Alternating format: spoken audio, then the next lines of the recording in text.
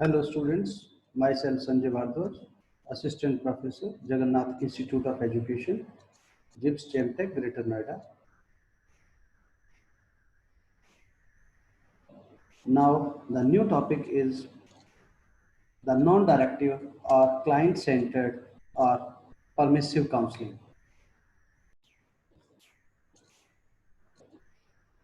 The main advocate of non-directive or client-centered counseling or permissive counseling is Carl R. Rogers.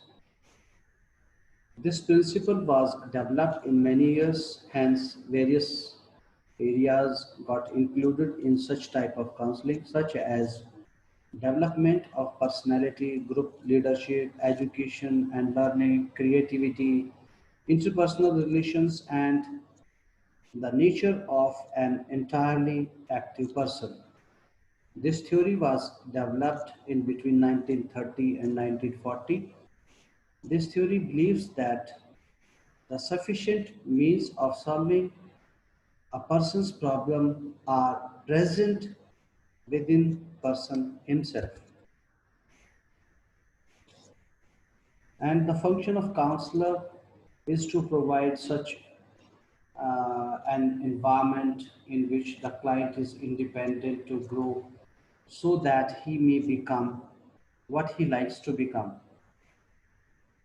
The client-centered counseling revolves around the client. In this, the client is encouraged to lead in conversation and to express his own attitudes, feelings, and ideas. The counselor mostly remains passive. He never interferes the client's ideas, thoughts, feelings, flows of expressions. The counselor helps the client in completing his conversation. Basically, the counselor makes his efforts to develop rapport and mutual feeling of confidence in both parties. Both parties means counselor and client. Uh, this school of thought gives importance to the emotional aspect of vocational and emotional problems. In this approach, open-ended questions are asked by the counselor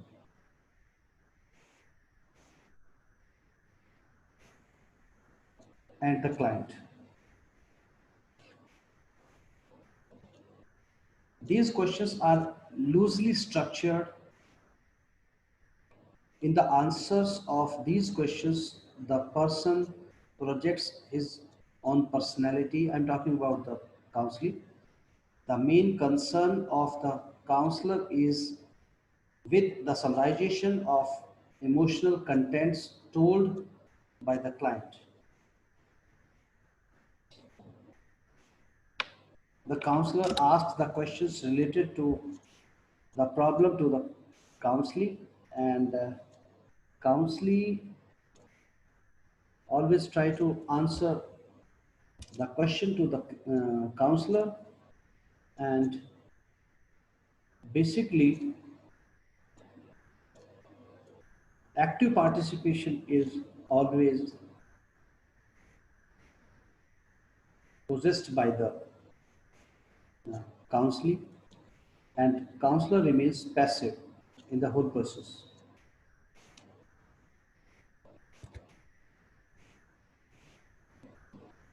Cinder has also mentioned the following assumptions of non-directive counseling.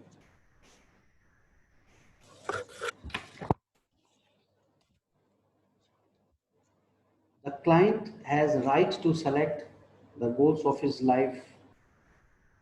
If the client is given an opportunity, he will select those goals which may possible provide him great happiness. In the counseling situation, one should reach very quickly at the point from where the client may be able to start functioning independently. Emotional disturbance inhibits a person's proper adjustment initially.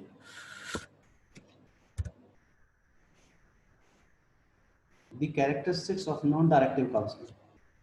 It is a client-centered counseling. As we know, it is based on principle that person has so much capacity and drive that he can grow and develop so that he may face the situation in reality. In this school of thought, the counselor is passive to the maximum.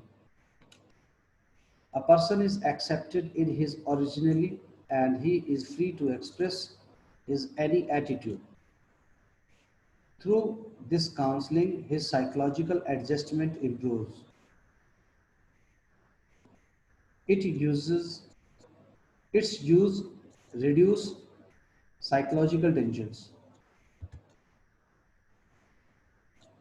In this type of counseling, defensiveness falls down. In this type of counseling, there is closeness between the picture of the self drawn by the client and a desirable or ideal picture of his own. Client's behavior is considered more matured emotionally. The general aim of counselor in the client-centered counseling is to bring changes in the functioning of the client and the organization. This school of thought is just reverse to that of the directive counseling.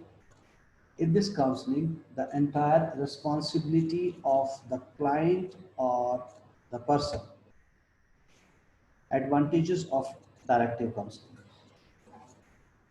The development of the problem solving ability in the client through this school of thought is definite.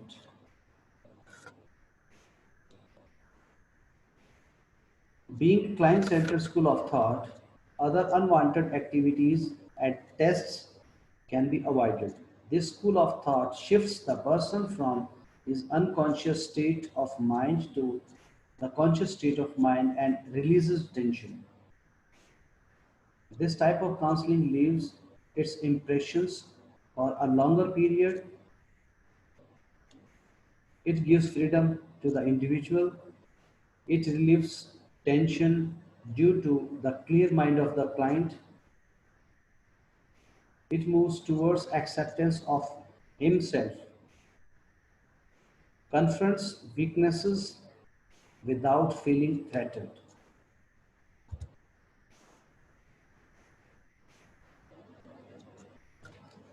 Limitations of non-directive counseling. This counseling is not so deep like psychoanalysis. This counseling has a drawback of lack of permission for flexibility to the counselor. Many counseling situations do not arise successfully in this client-centered counseling.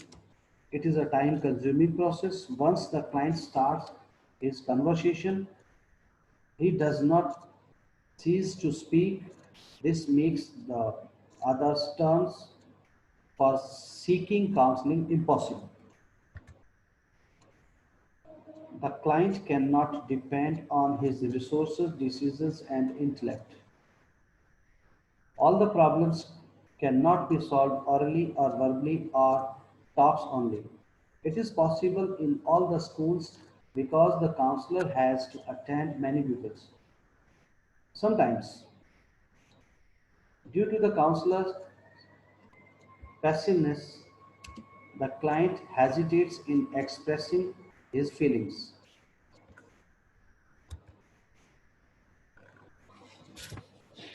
This was the non-directive counseling, its meaning, characteristics, advantages, limitations.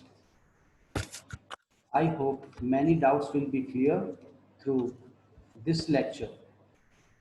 Thank you very much.